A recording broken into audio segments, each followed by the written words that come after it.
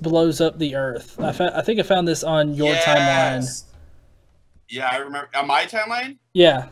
I think, wasn't it Jeremy that put this on here? Or I don't remember. Somebody posted it to my timeline. It was great. Or teachings that the world... Yeah, it was me. Okay. I'm pretty sure. Yeah.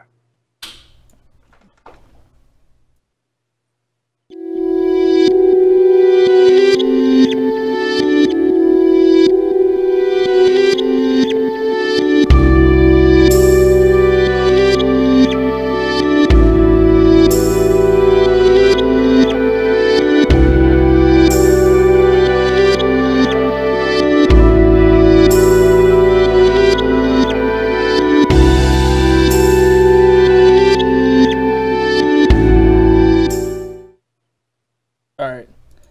Let's see what this is about. It's 3.5 minutes long.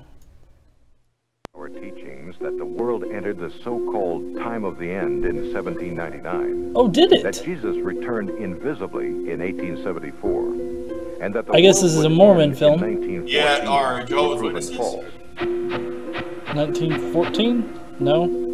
I think it's the Jehovah's Doctrine Witnesses. was conveniently readjusted. Well, of course, that's how all religions work. In the new version, 1914 When I became first the watched date it, I was of impressed both by the hand Christ's drawings. invisible return and the beginning of the time of the end. Okay.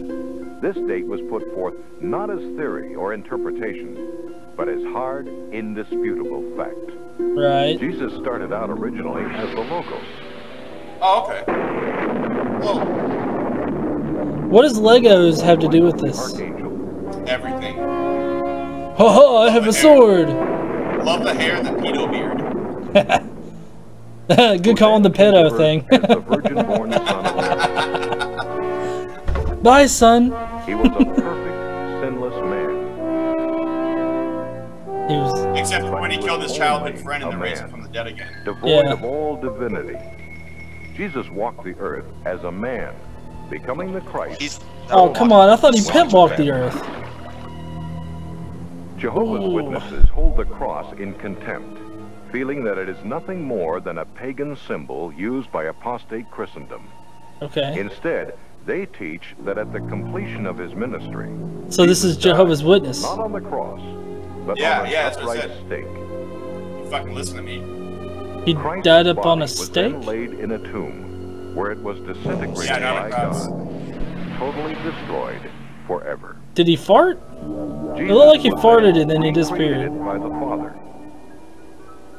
Before No, I going think he to just heaven, teleported. He materialized in different bodies on different occasions to convince his disciples and others that he had really been resurrected. Okay.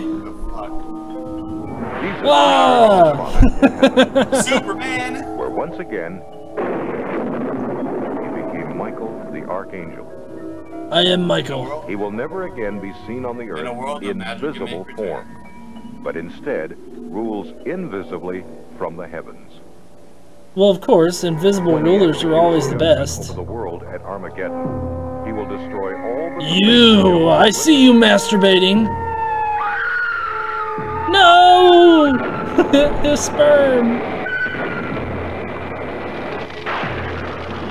I don't remember that happening in 1914. I am not up on the times. I need to watch Raw Story more. Oh no! Noah! Noah! He just destroyed the fuck out of that church. Jesus, alias Michael, who will He is always sitting up remain there invisible smiling? to those on earth, and can be seen only by the 144,000 select Jehovah's Witnesses who rule with him from heaven. And they all happen to be men. That first guy is like, fuck you. The look on his face is like, fuck you all. Damn.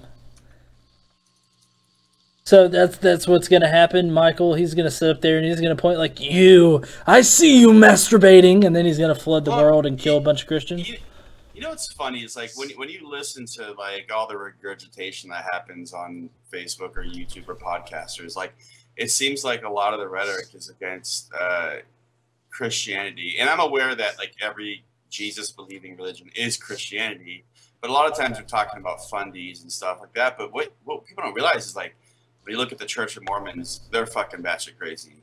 You look at the Jehovah's Witnesses, they're crazy. Even crazier are the Seventh-day Adventists, who are, I think, a branch off of the Jehovah's Witnesses. And it's like, yeah, okay, the idea of like a God sending himself down to kill himself, blah, blah, like, yeah, that's absurd. But when you look at the rhetoric that these people preach, it's like they find all these different ways to make it as different from Christianity as possible. Like, Jesus wasn't on a cross, he was on a stake. And he's coming back, but he's invisible. And it's like God lives on another planet, and when I die, it's my own planet, or I become a planet or something. Yeah, as long as you're one of the 144,000 for some reason. Like, where did they get that number from? It's like somewhere in the random. Bible. No, it's in the Bible. I think it's in Revelations. They talk about it. They actually mentioned that number, but it's just it's crazy. It's such a random number. Like the person who came up with that number when they were writing Revelations, where the fuck did they get it from? They come up with they come up with it because of the 12 tribes of Israel, and like the 12 tribes of Israel were supposed to have like 1,000 people or something in it or something. But anyways, it's like the 12 tribes of Israel, and it's like, you know, 12 times 12 somehow. There's a little bit of math magic thrown in, and 144,000. Well, think about it. Today we have, 7 to 8 billion people on this planet, and then you go all the way back in time to when that was written. There have been billions and billions of people that have lived since then. And so it's really funny to me when these people are part of this church, where the church's rhetoric is, if you're not one of those 144,000, you're not going to heaven. So 144,000 amongst the billions and billions of people that have been alive since then, it's a very small percentage. In fact, it's almost guaranteed that you're not one of those people if you're living today. And so it's just funny that it's like they still buy into that. And the thing about Revelations, a lot of people don't realize, is not every Christian denomination actually believes that Revelations is an end time thing. I think even in the Catholic catechism, in the canon, with Catholics, they don't look at Revelations as something that is prophetical or whatever that word is.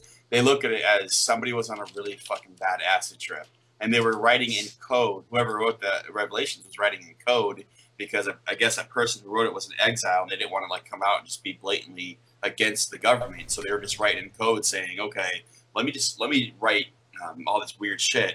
And when I sent out these letters, the people that know me know what I'm talking about. But yet throughout time, just like with everything else in the Bible, people that follow the Bible, whatever religion you're part of, they have interpreted it to fit their own version of whatever it needs to say. And so that's interesting. So whenever you see these people like Lisa Dennis Sparks and Paul Kidd, you follow them. They're constantly saying how Obama is a co-antichrist with the Pope, and how like the world's like, you'll read their rhetoric, and you read all the commenters like, we're gonna fly soon, everybody, Jesus is coming back, and all the commenters like, yeah, I can't wait till we leave this planet, fuck all these like atheists and people that don't believe. And on a side note, what's funny is they don't realize that all of us are going, yeah, we can't wait till you fucking leave either, so maybe this world could be a better place. But not every Christian, of course. But it's just silly. Like it's how, you know, there are crazier Christian-based religions out there than just the fundies, and some of it's just absurd, man.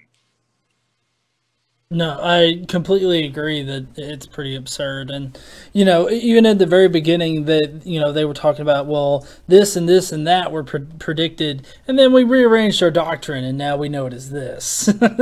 It's just like...